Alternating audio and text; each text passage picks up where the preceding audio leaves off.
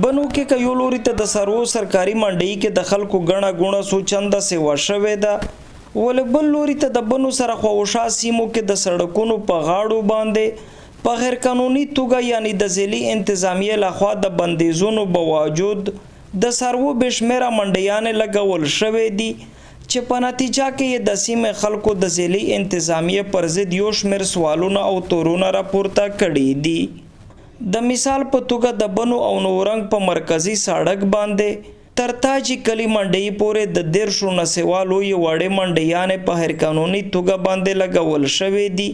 چې په خلاص مټ پکې د اختر د قربانئ د پاره خلک سروي اخلي او خرڅوي او کمیشنونه پکې بخي داسې اخیستل شي لکه قانوني حیثیت چې ورکړل شوی وي د ګوهر قانوني منډيانو ته نه یوازې د خوشا کلیو نه خلک د خرڅولو د پاره د قربانئ سرویره او باسي بلکې د پنجاب او نورو سیمو نه هم سوداګر په زیات شمیر سروي د ګوهر قانوني منډيانو او تنبوانو ته راوړي چې تر وزیرستان لکه ماروت او کارک پورې خلک د قربانئ د پاره